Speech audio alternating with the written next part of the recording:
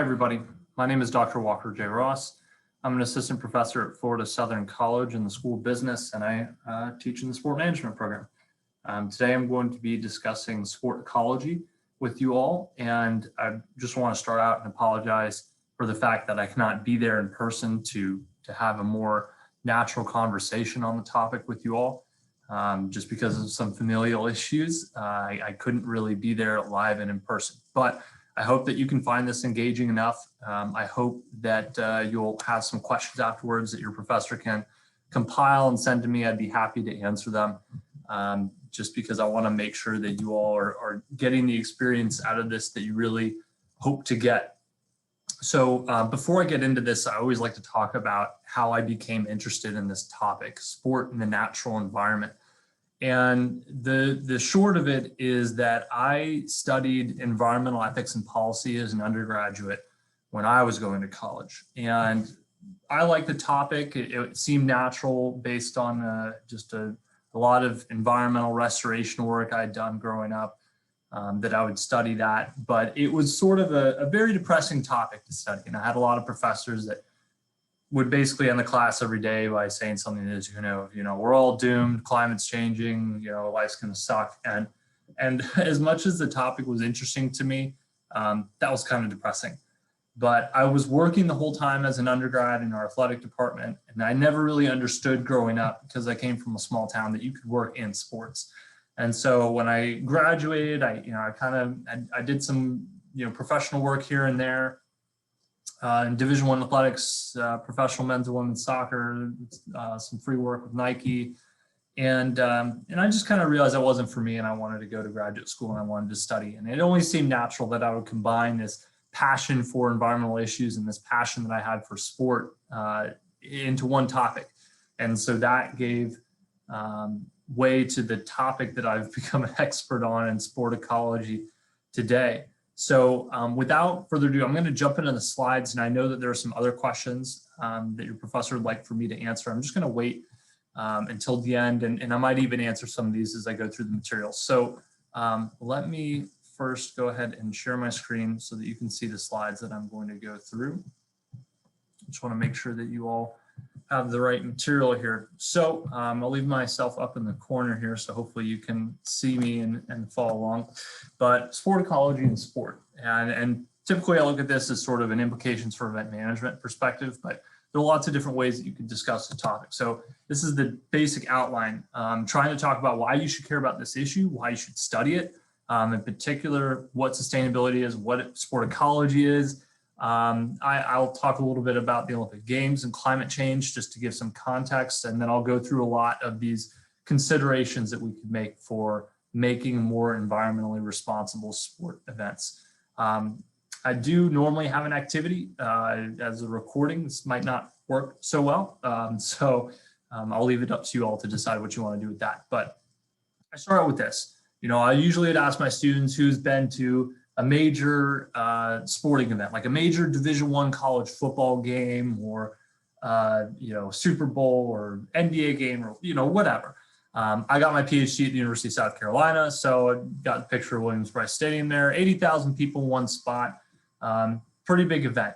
I think that if you're familiar with college football at all, regardless of where you watch college football, you know that tailgating is a big part of the experience. You know that these are usually massive stadiums holding 50,000 people or more at the top levels, of course. They have huge impacts. They require a lot of resources, and they create lots of byproducts that we usually refer to as pollutants or pollution in some form. We have these events every year, almost every weekend. Some sports are day in and day out, like baseball. And they all have these impacts. They require space, they require electricity, they require natural landscapes for some of them, like maybe like golf or hiking or anything like that. But even a smaller event, so down the corner here, I got, maybe like a high school football game, even in a smaller event, you have the same impacts. But then you scale it up to something like the Olympic Games, and you're talking a crazy amount of impact. So sometimes I'll ask students, like, what's the biggest event you can think of? And typically somebody will say the Super Bowl.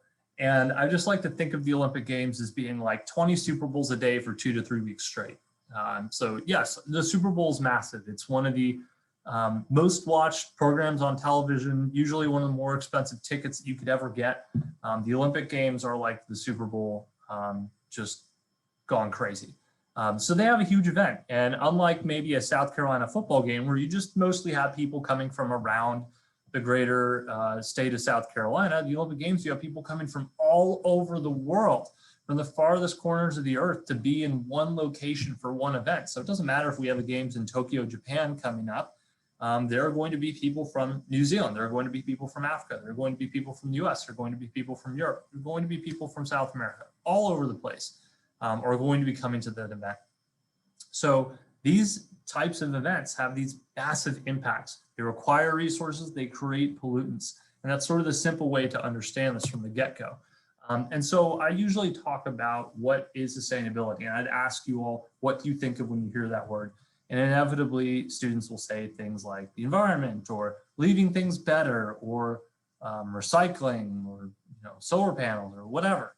I get a lot of different associations with the word, and I think those are all good associations. They're all positive associations to have. If you need a hard and fast definition, it would be this: it is meeting the needs of today without compromising the needs of the future. So the way to think about this is sort of in a utilitarian calculus, if you will, if you've taken ethics. You have some amount of goodness that you're creating from each event. You've got some amount of badness that you're creating. You want to maximize the good, minimize the bad. Ideally, you're going to have more good than bad left over, so like a profit of goodness, so to speak. But the important thing to me is that you should still achieve the original goal, whatever the original intent of the event or the activity, the product that you're creating, whatever it might be, it should still do the same thing. So sometimes when I talk about sustainability, and maybe we talk about driving cars, and people know that cars create pollution, they require gasoline, which comes from oil, which is a natural resource. So they can follow that sort of chain of resources and then byproducts being created that come out of the tailpipe of the car. And if I say, what's a more sustainable way to drive? People will be like, not drive, ride your bike, walk, take public transit. Those are all good options. They are absolutely good options that you could consider for how to get to work or how to get around town.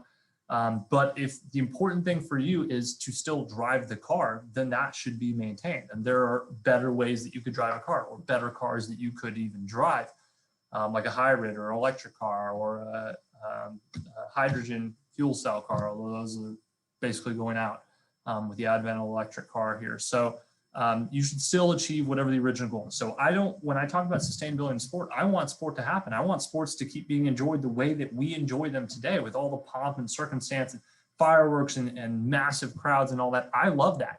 The reason that I love sports is because I love those massive crowds of people all getting behind the team. So I still want that, but there are ways that we can hold these events and do better for the environment. And so maybe a way to think about meeting the needs of today without compromising the needs of the future. This is a really quick example, but let's say you live out in the wilderness and you need to build yourself a house. You cut down some trees in the forest, you build yourself a house. Then you get old, you have kids, they need to build their own houses. As they get older, they cut down more trees in the forest, they build themselves houses. You follow that process infinitely, you will run out of forest eventually. That's not very sustainable, because eventually the needs of the future, which is cutting down trees to build houses, will not be met. But you could do it in a more sustainable manner, where maybe you cut down some trees, build yourself a house, and replace them. You plant new trees, they get big. By the time your kids need to build a house, there's an entirely new forest, or even maybe more forest than there was before. So you keep that cycle going continuously, so that every future generation has what they need to build themselves a house. It's a kind of simple example, but the calculus behind it probably makes sense to everybody. That would be a sustainable way to go about sport, or sorry, to go about a project. So talking about events in particular, a sustainable event is one that impacts positively on people, on the planet, and on profits. And this is called the triple bottom line, but it's a concept that I'm moving away from personally. Basically, the way you should think about this is that you're trying to fulfill the needs of all the stakeholders, whether that be the host community, the business partners, or the environment, collectively. So these events need to take place. People need to make money. People need to be happy about the fact that we had this game or this event, and it should be not harmful for the environment as well. So a sustainable event essentially makes all the different potential stakeholders happy. This particular picture here is sort of an interesting one. I spent a season with the Portland Timbers and the Portland Thorns, and the Timbers have this tradition where they cut down a tree, they turn it into a big log, they bless the log before the season, then every time a player scores a goal, they chop off a little piece of the log and give it to them after the game as like a celebration of the goal they scored. And goalkeepers can get a log slice too if they have a shutout. So in the grand scheme of things, all this does is just remove trees, chop them up into bits, and then honestly, most of the players get so many log slabs, they don't know what to do with them. They just pile up in the locker room and get thrown out. So basically the Timbers were looking at this and saying, yeah, this is a neat tradition. I've never seen another tradition like this in sport or in soccer for that matter. But it's not very sustainable for the players or for the environment. And so now they have this extra part of the tradition called score a goal, plant a tree. And so every time a player scores a goal, they still get the log slab, but then they have to go out in the community during non-event days and plant a tree somewhere. So if you go around the Portland metro area, this is a little old 2014, but you can see these tags on trees around town that say this tree was planted because Will Johnson scored a goal on June 1st, 2014 against the Vancouver Whitecaps. Pretty neat program. And again, looking at that calculus side of things, yes, you're removing a tree for the ceremony, but you're ultimately replacing it with an entirely new tree. So you remove this much tree, you get a whole tree in return. By the way, this is not just about trees, but it's just an easy example to latch onto. Now, sport ecology in particular is studying the bidirectional relationship between sport and the natural environment. And what I mean by bidirectional is that the environment impacts sport and sport impacts the environment. So it goes both ways.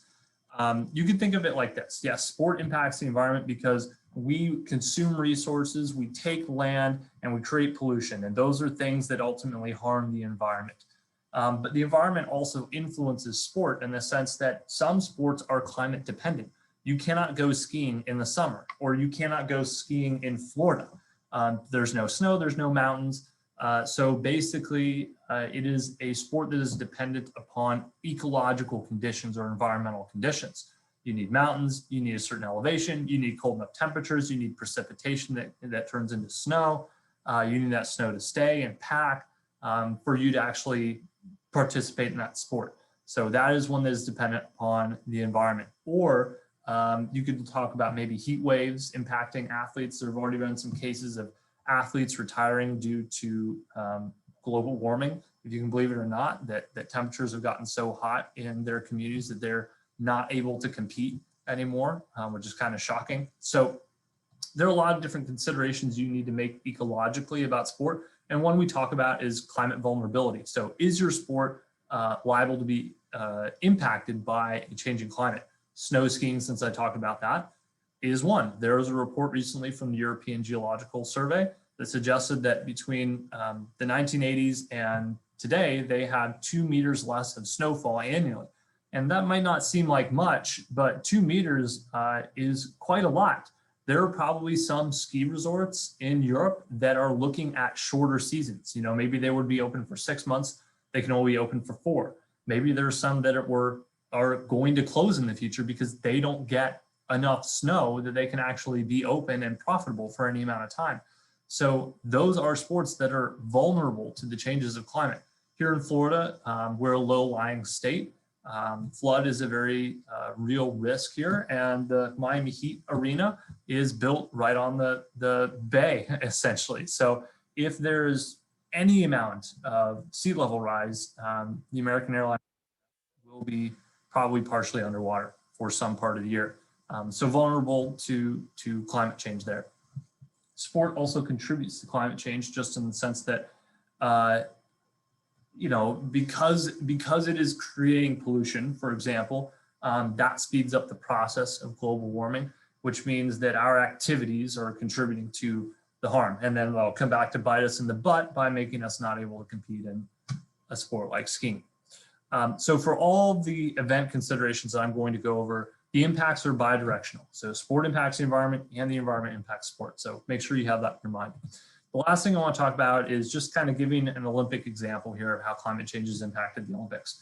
So we know that sport organizations are vulnerable to the impacts of climate change and that they will need to adapt. So if you're a snow skiing resort, you are probably looking at climate change and you're scared because you don't know how that's going to impact your ability to stay open or be profitable. And the same goes for many other sports as well. While most of our, basketball and ice hockeys and footballs and soccers and things are very controlled at this point. The surfaces, the stadiums are indoors, they're air conditioned, you name it. There are some sports like marathon running where we're already having conditions where it's too hot.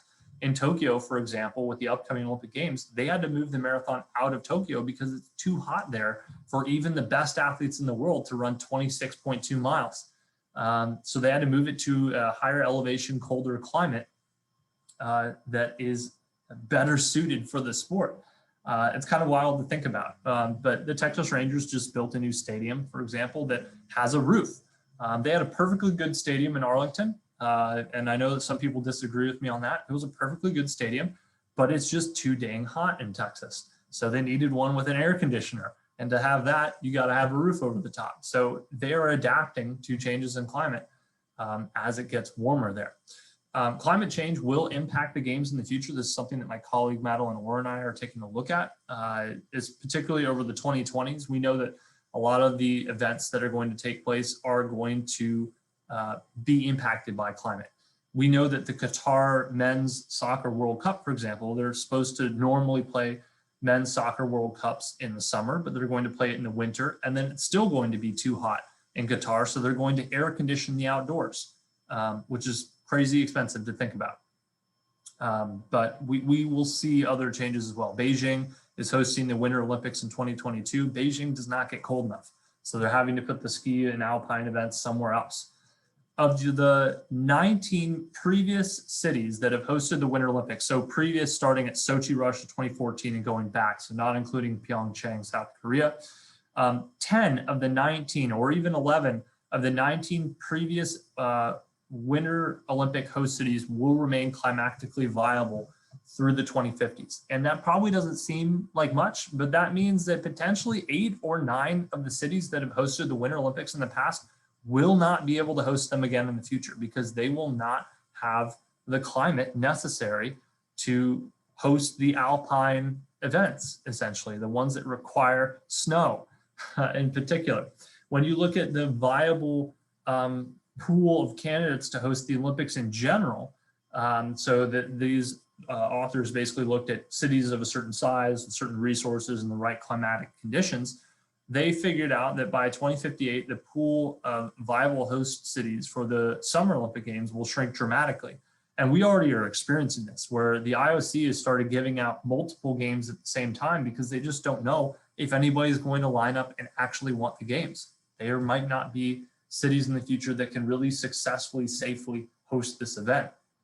So they're starting to get a little antsy from a climate standpoint. So again, that's climate change and how it's going to impact the Olympics. But let's talk about what sport ecology really looks like at a sort of event level basis. So at this point, I'd usually ask students, what do you think of when you think of environment and sport? What are some of the ways that sport impacts the environment? Somebody will be like, it takes electricity or consumes water, creates trash. Those are all good things.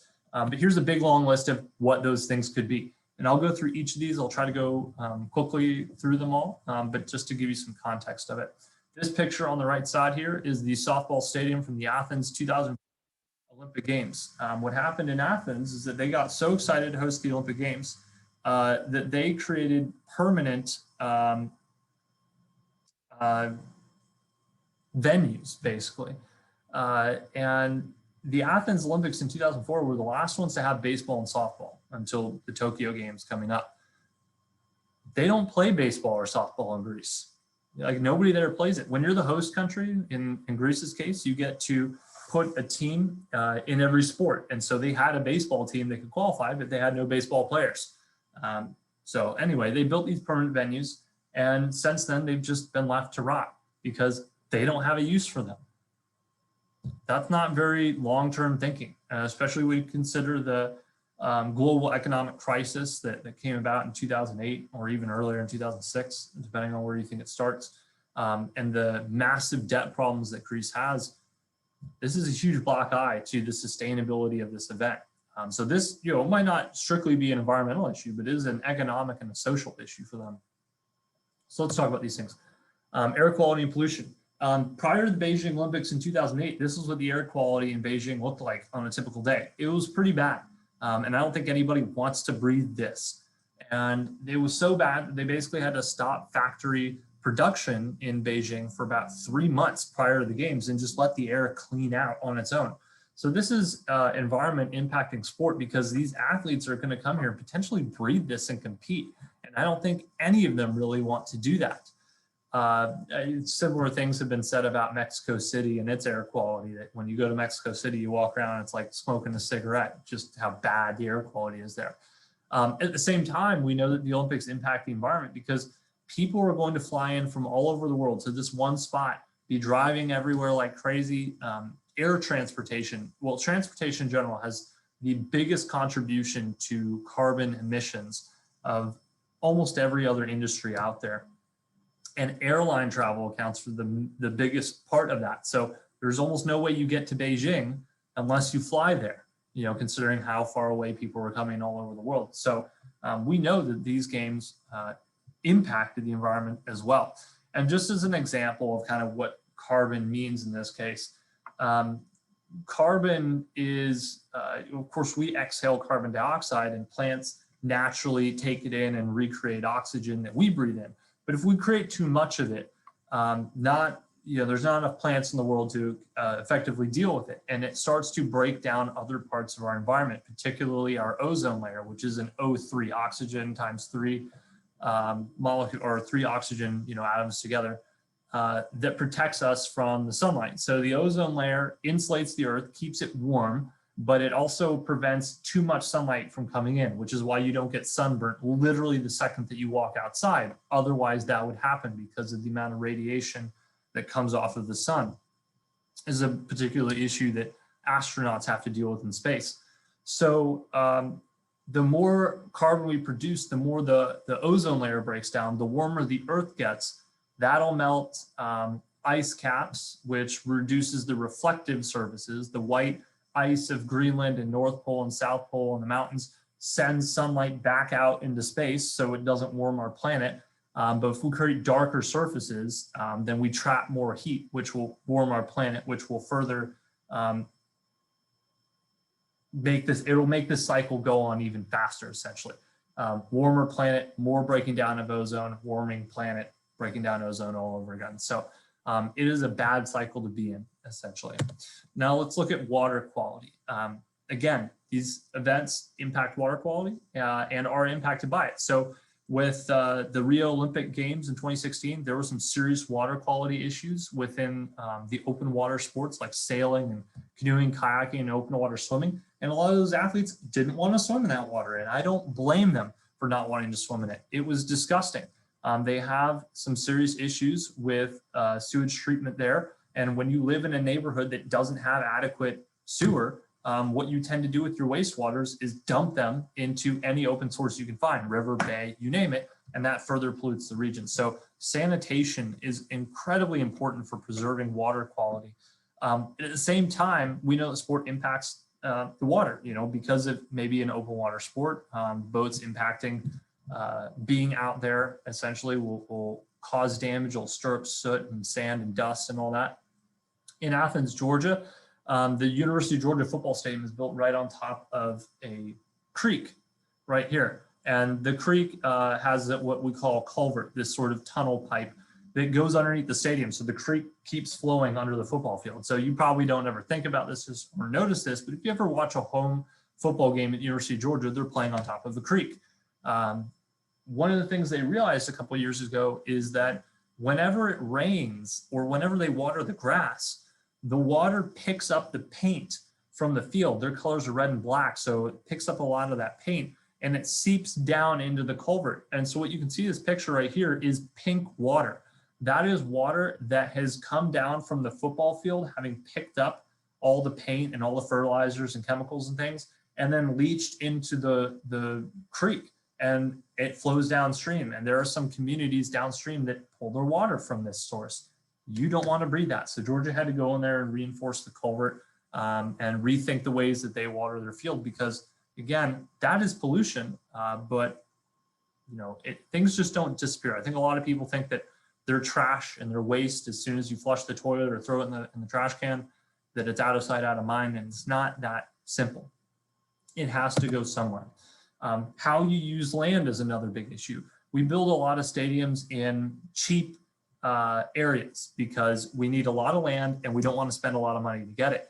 And what that usually means is building stadiums in either communities that are lower socioeconomic status or in places that are environmentally undesirable to build. So here's a minor league baseball stadium in Davenport, Iowa, built along the riverbanks in an otherwise blighted part of town because it was undesirable land. They could get it for cheap. You could build a nice, big, fancy minor league baseball stadium, and I guess we'll turn around the economy of the community is the thought.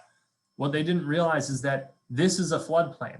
So every once in a while, in this case, the Mississippi River, I believe, it floods, and you can see all the water and then the stadium's just sitting there. But this is a massive problem for a stadium, even if the water doesn't leach into the stadium itself. You have to have a plan in place for what happens when this place floods. Everywhere you live in Florida, you have to usually get a flood appraisal when you want to buy a house, because they want to make sure that your house won't be underwater just because a hurricane comes through. In Miami, for example, it floods there regularly in the summertime. There's just so much rainfall. The water level rises so much in the bay between Miami and Miami Beach, and then it just floods the city. And it's very common there that this happens. So where you put things is really important to consider in the future, because there's probably some environmentally sensitive areas there. We tend to like to build cities right up to the edge of rivers because it's pretty, and we relied on waterways for trade in the past, but rivers don't always stick to to just the boundaries that you set there. Occasionally they need to flood. It's a very natural process, and you might not account for it in your building. Climate, just climate change. I've already kind of talked about this in general, but these are the air conditioners for the outdoor stadiums of the Qatar FIFA Men's World Cup in 2022. If any of you are renting a home or have ever paid a utility bill, you know how high your electrical bill can be. And you know that it's always higher in the summer because your air conditioner is really going to cost you a lot of money. So imagine trying to air condition the outside. That's essentially what they're trying to do. So climate impacts sport and whether or not you can hold your sport. You can't play outdoor pond hockey, ice hockey in Florida, but also sport contributes to climate change as well. And I'm not going to stick on this too long because it's kind of the point of all this. Waste management is another big issue. Of course, people think of recycling. Again, people tend to think that when you just throw out your trash, out of sight, out of mind, that's the end of the story. But that's not it. The fact of the matter is, even today, our best strategy for dealing with waste is to bury it in the ground and forget about it. That's a landfill. The highest points in all of the localities of lower Florida, like Central Florida on down, are mountains of trash, essentially. There's literally something that looks like a mountain in my town, and it's just a mountain of trash with some grass growing over the top of it, because that's what we do with our trash. So it's advantageous to decrease the amount of waste that you produce and to transfer or defer as much to recycling and composting as you can. Composted materials can be reused to grow new plants or as fertilizers or anything like that. Recycled materials can have a new life. Now, here's the thing. Recycling actually is profitable. It is better to recycle. You make money off recycling if you are a city or a big enough building. So it's advantageous to put as much plastic, aluminum, and paper as possible into recycling so that you get that money back. And then again, we can also reuse it as we need to, essentially. So it's better. Now, the Portland Trail Blazers, they sort all their materials every game. One of the brilliant things they do is they have pictures. Here are all the items you could possibly get inside the Moda Center. And it shows exactly which bin it goes in. Here's your food compostables. They go in these bins. Your recycled materials goes in this one, and everything else that you don't see in these pictures goes in this end. And then they sort through all of it to make sure that they're maximizing the profitability of their recycling. Aluminum, just as an example, is infinitely recyclable. You can recycle aluminum infinitely many times. Probably the soda can you're drinking out of was a can of beans before, and probably was a pie tin before that. Plastic can be recycled at most one time. So it's possible, yes, that the plastic water bottle you're drinking out of was recycled, but it will probably not be recycled ever again after that. And this brings me to sort of my next one. We use a lot of one-time use products in these events, forks, napkins, cups, you name it. And those just add to the waste pile, essentially, because you're not going to reuse them. And then you have to produce more napkins, more forks, more cups, you name it, every time. Some stadiums have decided that this is not good in the long term, profitability wise and environmentally speaking, because you're creating a lot of trash. So Arsenal Football Club in London have replaced all their plastic cups that they would normally give out with, like a beer in, with ones that can be reused and washed. And so the fans, you drink your beer, and then as you're walking out of the stadium, you put them essentially like on top of the trash can. They get collected, washed, and then reused the next game, like any restaurant would do with its materials.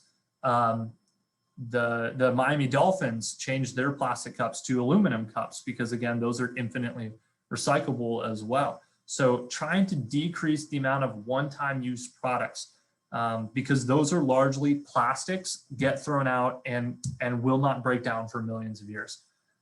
So if you can do your best to limit the amount of one-time use products, that would be incredibly beneficial for the environment. Related to this is food. The farther away you have to ship in food from, the more you're contributing to carbon emissions and therefore climate change. So if you can get your food more locally, it is ultimately better for your community. Now, that being said, not every food can come locally depending upon the time of year. It might be too cold to grow certain vegetables. So you want to take advantage of it the months that you can possibly take advantage of it. When it comes to electricity, it comes from somewhere. Florida is always considered to be the sunshine state, but actually Arizona gets more sunlight hours on average. So one of the things that Arizona State University recognized at one point is that they can produce all their electricity with solar. They get so much sunlight. So they covered their entire campus in solar panels. Every stadium, every building, every parking lot, every parking garage, solar panels. They produce enough electricity off of these solar panels alone to power their entire university and much of the neighborhood around them. And here's the thing, you install it once and then it just works. And then the maintenance on solar panels is every once in a while you need to wash them off with a hose. Not every community can afford to do this, but your electricity comes from somewhere. In my city, it comes from a coal-fired power plant. So it's always worthwhile to think about, where does your electricity come from? From an environmental standpoint, coal is dirty to mine, it's dirty to transport, it is dirty to burn. These solar panels, not the easiest to make, but ultimately provide a long-lasting benefit in the grand scheme of things. And then you're energy independent because you're not going to rely on the power company to supply you with power. So where you get your energy from is a big issue. It might be coal, it might be nuclear, it might be natural gas, but it could be something good like solar, wind, hydroelectric, which has maybe some issues, or even geothermal are positive environmental outcomes. And actually, I'm personally an advocate for nuclear energy as well, because it's a very clean burning source. How you get to the stadium is another issue. For the Portland Trailblazers, again, I'm from Portland, so it's a little Portland centric at times. Probably over half of the fans that go to a typical Trailblazers game arrive on these trains. Every single light rail train and every single bus in the city of Portland runs right by the Trailblazers arena. It is actually easier to get there for a typical game on public transit than it is to drive yourself. And it's cheaper too. So every game I've ever gone to, I've taken public transit. And again, you're trying to decrease the amount of driving or flying that possibly has to take place, because people have to come from somewhere. All these people coming in to tailgate at a South Carolina football game are driving from somewhere. And then they're running their engine, afterwards. The worst air quality you could possibly breathe at a sporting event is the air quality immediately after the game, because everybody leaves the stadium at once, hops in their car, turns on the engine, and then promptly goes nowhere because there's so much traffic. And then you're just walking through breathing that as you're going to your own car. So trying to decrease the number of cars on the road, putting more people on public transit is a great option, or biking or walking or whatever else you can do to lower your carbon emissions, which will be better for the environment. Where you're going to stage these things is another big issue. In some places, space is an issue. So this is the country of Monaco. Their soccer stadium here is also a basketball arena and has a swimming pool in it, an Olympic-sized swimming pool. A lot of stadiums and facilities have started to realize that they have value on non-game days, and that they're wasting their energy and their resources in building a venue they could use a couple days out of the year. The football stadium at the University of South Carolina gets used like 8 days out of the year. You know, a couple home football games, spring football game, that's it. What are you doing with that space the rest of the time? You're putting all these resources into using it. So finding a use for it on non-game days is profitable and better for the environment, because you'll make better use of the facility that you have rather than building new ones. So some stadiums have started incorporating malls and grocery stores and universities and apartments and office space and other things in it, so that the space ultimately has value. Again, the less that you can consume, the better it is for the environment. Buildings are probably the second major contributor to carbon emissions outside of transportation. And then economic, social justice, and image is the second last one. Big issues to discuss, particularly when it comes to poverty. When we look at environmental impacts, they tend to impact one particular set of people more than anyone else, lower income people, because they don't have the resources or the means to leave when there are environmentally harmful issues, or to mitigate it on their property. When you look at who lives next to factories, lower income people. When you look at who lives next to train tracks, lower income people. When you look at who live in environmentally sensitive areas, you know, in the sense that they could flood all the time, it's lower income people who don't have the resources. And particularly communities of color are the other big community to talk about. There's a lot of white privilege in environmental movements, as well as in understanding and protecting the environment. So this is an issue that touches upon other sociological issues, because environmental justice has to be connected with social justice or racial justice as well. So in Rio de Janeiro, the site that they put the Olympic Games was a favela, a low-income part of town. People that live in favelas don't own the property. Their buildings are just sort of, you know, shacks that they construct on their own. So they don't have the property. And the government just came in there and said, get out, because you're not supposed to live here anyway. And the reason that the people were living there was because nobody had bothered to put anything else in that space, because it floods all the time. And then they put the stadiums there instead. So, I mean, that's a huge social justice issue to consider. If you're kicking people out, what do you do with them afterwards? Where do they go? Oftentimes when it comes to the Olympics, people just get kicked out and then told, leave, don't come back. Here's a bus ticket out of town. And I think we all recognize that that is horrible and probably a violation of most everyone's basic human rights. So when talking about these, you have to talk about these issues of social justice, image, how it looks, you name it. And then the last one is public health, especially with the pandemic going on right now with coronavirus. But in Rio 2016, the big issue was Zika virus. And the Zika virus was largely contained to the Americas. So it was in South America, it was even in Florida, it was in the US, but it was contained to the Americas continent. It was not in Europe, it was not in Africa, it was not in Asia, it was not in Australia. And so the big issue is, what if we send all these athletes from all over the world to one location, and let's say you're from Austria, you contract the virus, you go back home to Austria, that's how you start a pandemic. And that is as much environmental, social, and economic issue as well. And of course, we see that with the coronavirus and the impact that it has had in sport. And this is something we have to consider moving forward. So these are a lot of implications. And I don't expect you to remember absolutely all of them or to understand absolutely all of them, but I'm happy to take some questions on it. Now, when it comes to creating a more environmentally responsible event, the way you can do this, simply put, is plan ahead, consider all of these different aspects of the event that I had gone over, communicate your environmental goals to your stakeholders, your sponsors, your community, your suppliers, your employees. And here's the thing, some of them are going to be more on board than others. Engage the ones that are enthusiastic. They're the ones that are going to help you achieve your goals. I found quite often that when working with waste management companies, when you approach them and say, we really want to get into recycling, they're eager to help because recycling is profitable for them.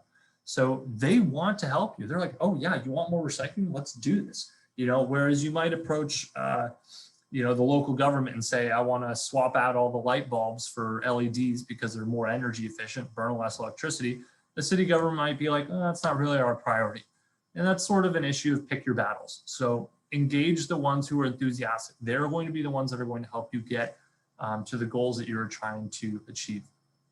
Now, this is the activity, and I apologize, I didn't change this. But how would you improve sustainability on campus at your university is the question, not Florida Southern College, but at your particular university. Certainly there are ways in which they can improve, and certainly there are a lot of things that they already do. So what are the ways in which you can look at all the operations of just your university day to day across that spectrum of potential impacts I just talked about and make it better? And you can do that on your own if you'd like, but the conclusion of all this is this. Sport ecology and sustainability are important for now, but also for the future for everyone. The more that we can be environmentally responsible today, the more that we can ensure that future generations, our kids, grandkids, and great-grandkids, and so on, are going to enjoy the same sport, the same events that we enjoy right now. And I think that we all think about how much we love whatever the sport is, and we want our kids and grandkids and so on and so forth to enjoy it as well. There are lots of different aspects to consider when planning, and that you will accomplish your goals if you engage the stakeholders that are ultimately the most enthusiastic about it. Now, I know that there are some other questions that you would all like for me to answer. So I'm going to pull up the email that I have just to make sure that I have answered these questions appropriately. But I've already addressed how to become interested in the topic. How can students support sport ecology movements now in the future? So care is number one. Take the time to care, do your research. I have a great resource that I can share with you all. Right here is the organization I'm a part of called the Sport Ecology Group. Our website is sportecology.org, really simple. It is a collection of myself and a bunch of other researchers. And we all have our contact information listed. So if this is a topic that you're interested in, and here I am, then feel free to reach out to us and work with us. We'd love to help educate you all. We have resources here for teachers and another one for students like yourselves. And so the one that I love right here is 99 ways to be more sustainable as a student. So there's a very easy document right here, just a list of things that you can do. And some of these are little behaviors. Not every thing has to be some massive endeavor. Sometimes people say, what can I do to be responsible or more environmentally sustainable? And somebody's like, put solar panels on your house. Well, how many of us have 20 grand in the bank account right now we can just hand over to do that? Probably none. So I like to focus on the little behaviors that are easy to change. Not having the lights on when you don't need them. I don't have the lights on my office because I have such great windows and natural light here. Using the blinds in your house, shutting them in the summer so that you decrease the amount of air conditioning you need to run because you're decreasing the amount of sunlight you have. Walking. I imagine some students will drive to every single class, hop on the campus bus, walk around, take your bike. I mean, these are very simple behaviors. Just consider, washing your hands with cold water. I wash all my clothes in cold water, for example. Get your bills electronically instead of, in the mail, or get rid of junk mail coming through mail. These are all little things. So just check out this list again, 99 different items here that could possibly help you out. Some resources that are useful if you want to learn more about this, you want to get into this space, whatever it might be, hold on, I need to get the share screen thing is not working with me. I need to click on some of these other tabs. The Green Sports blog is a very easy blog posted frequently by Lou Bluestein. He's a good colleague of mine who writes these very easy to understand pieces. They're written for sort of the lay audience. He highlights environmental efforts on the part of sport teams and members of the community, athletes, you name it. Another good one is the sustainability report. It's the same idea, although this is built more like a news website than a blog. for podcasts. Sustainability Report has a podcast. The Green Sports Blog has a podcast. We in the Sport Ecology Group have a podcast run by our co-director, Madeline Orr, called Climate Champions, and she highlights environmental sport success stories across the industry. So that's another good resource. And then connecting with all of us on Twitter. I'm on Twitter, I'm active on there. Please feel free to connect. I'm always sharing thoughts on sport and the environment. So that's just another resource that you could consider. But when it comes to all this, just getting involved, diving in, learning more about this, and then taking these practices and applying them to the different organizations that you'll eventually work for. Now, why is it studied? Why is it important to understand this topic? Is because I hope I've made this clear, but climate change will impact all of us in the future. So be prepared. Start getting ready now for when the temperature goes up a little bit. We know that we need to keep the average global temperature rise under 1.5 degrees Celsius compared to pre-industrial levels to mitigate catastrophic loss of life and land. So let me clarify what that means. 1.5 degrees Celsius above pre-industrial levels, meaning the average temperature of the Earth today compared to what it was in the 1800s before the Industrial Revolution. We're already well on our way to 1.5 degrees, and it doesn't probably seem like much. 1.5 degrees Celsius is like a couple degrees Fahrenheit, but it can have massive implications across a global scale. So we got to keep it under the mat. 1.5 is enough to keep some countries alive. So there are countries like the Maldives or Caribas, Nauru that could be completely underwater, completely lost if we allow temperatures to rise above 1.5 degrees. And the Maldives in particular have already made plans for where will their people go if they lose their country, which is a very real threat that, again, not a lot of us think about day to day. We are very privileged to live where we are and to not have to think about what do I do if my entire country is underwater. They have to live with that. We are really more on track to go up to 3 degrees if we're lucky, if we really commit now. So, I mean, that's what we were going to get at 1.5. Imagine what we'll get at 3.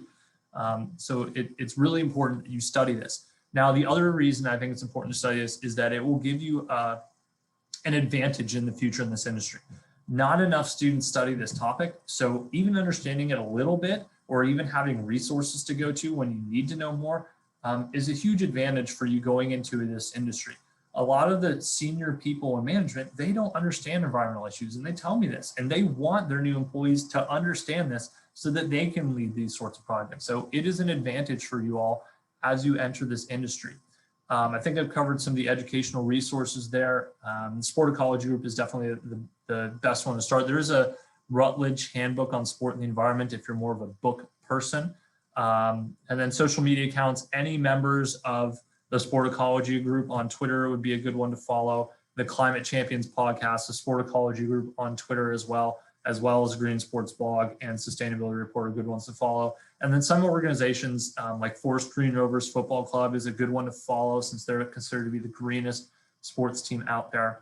How do I see this impacting other topics that we discuss in sociology like gender, social class, race, and mental health? I think I've sort of addressed some of that, but again, environmental justice is very much an issue of racial justice as well as justice for women, for lower socioeconomic communities, because they bear the burden of the environmental harms that come from a changing climate. Simple as that. So anything that we can do to decrease the change that we see in the environment and create positive outcomes for the environment will benefit, yes, us, but them as well. And so it's rather important because, like I've said, and I can't stress this enough, they are going to bear the brunt of the problems. When you look at Miami in particular, again, I'm Florida based, the lower income communities in that area are the ones that are going to flood first. If sea levels rise a little bit, it's not going to be on the people living in the high-rise condos or the people living in the mansions. They will be fine. It will be on the people who are lower socioeconomic status, who are by and large persons of color. So we need to do our best on this environmental effort because of the impacts the term is escaping me, but because of the impacts on less privileged members of our community. And then what general advice do you have for undergraduate students? Is a good last one to talk about. Just take advantage of every opportunity that comes your way and ask a lot of questions. Part of the reason that I got a wealth of experience working professionally is because I asked questions and I asked to try things. One time I opened my mouth at our athletic director at my alma mater and I said, I'd like to try being a public address announcer. And they let me for an entire season for women's basketball and volleyball and baseball. And it was a ton of fun. And I would never have gotten that if I didn't just try new things and ask a lot of questions. College is really one of the only times that you have in your life where you get to try things, make small mistakes, and not really face a lot of repercussions. Let's say you put on an event for your fraternity or sorority, it doesn't really go that well. That's okay, you can move on. At least you didn't make that mistake in a professional setting. So you learn from that and then you go into your job and you've got all this experience. So take advantage of what comes your way. Start getting involved in the sport industry right away. Don't wait until you have to do your required internship or anything like that. Get involved right now. Volunteer if you can. If you have the time, if you have the income, volunteer. Just take whatever experience you can get because everybody in this industry respects the hustle. The education is important, but what I usually tell my students is you come to class so you learn to do your job well, but you go get the experience because you need it to get the job. So just try new things, get involved, ask a lot of questions. Now, to close this off, if you have any questions for me, please, I'd love it if your professor could compile them and email them to me, and I'd love to respond to them, or you can feel free to reach out to me on Twitter at WalkerJRoss. I'm happy to answer any questions on there as well. But thank you for giving me your time today. If you have questions, please reach out. I'm always happy to help at any time. Take care, everyone.